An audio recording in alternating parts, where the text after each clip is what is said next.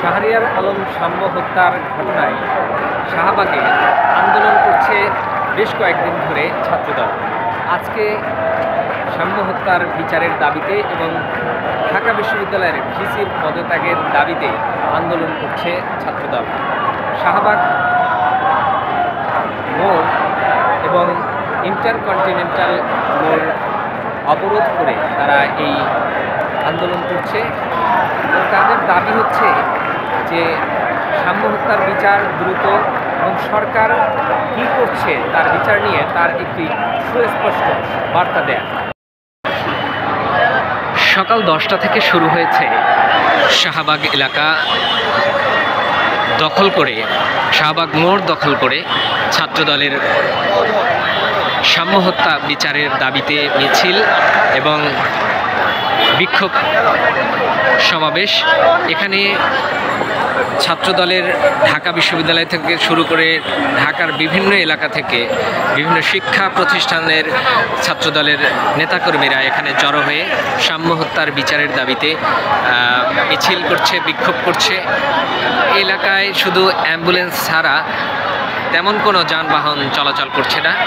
দখল করে মিছিল করছে, তারা সাম্য হত্যার বিচার চাচ্ছে, বিভিন্ন স্লোগান দিয়ে তারা সাম্য হত্যার বিচারের দাবি জানাচ্ছে।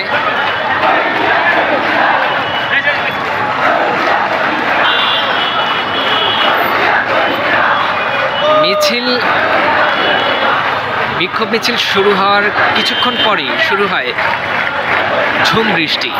আর বৃষ্টির পরিমাণ এবং বৃষ্টি প্রায় 1 ঘন্টা ধরে চলছিল। আর সেই সময়টাতেও বৃষ্টিতে ভিজে ছাত্রদলের নেতাকর্মীরা এই শাহবাগ এবং ইন্টারকন্টিনেন্টালে অবস্থান করছিল। ভিজে তারা বিভিন্ন স্লোগান দিয়ে তারা একসাথে জড়ো হয়েছিল এবং তারা শাহবাগ এর মোড়ে এবং ইন্টারকন্টিনেন্টাল মোড়ে তারা অবস্থান নিচ্ছে এবং এই অবস্থান তারা 5টা পর্যন্ত থাকবে।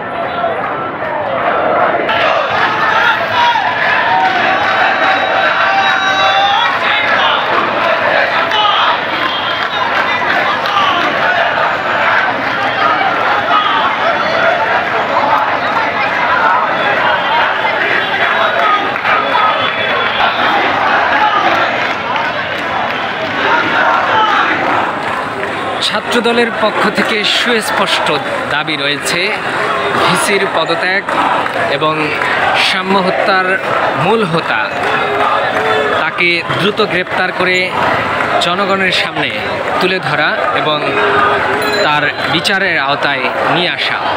সেই কাজে ব্যর্থ হয়েছে আইনশৃঙ্খলা বাহিনী, যাতে সেটি দ্রুত সময়ের মধ্যে আইনশৃঙ্খলা বাহিনী করে সেই দাবি রয়েছে। এবং বলা হচ্ছে যে ঢাকা বিশ্ববিদ্যালয়ের ভিসি তিনি কোনো একটি দলের হয়ে কাজ করছেন এবং সেই দলের হয়ে যে কাজ করছেন সেটি সুস্পষ্ট হয়েছে। সেই কারণে ভিসির পদত্যাগ চেয়ে তারা আন্দোলন করছে এবং তাদের বলা হচ্ছে যদি দ্রুত সময়ের মধ্যে তাদের বিচার কার্য না করা হয় এবং যারা হত্যা করেছে তাদের মূল হোতাকে আইনের আওতায় এবং বিচারের কাঠগড়ায় নিয়ে আসা হয়, ততক্ষণ পর্যন্ত তারা আন্দোলন চালিয়ে যাবে এবং এর চেয়েও বৃহত্তর কর্মসূচি ঘোষণা করবেন তারা।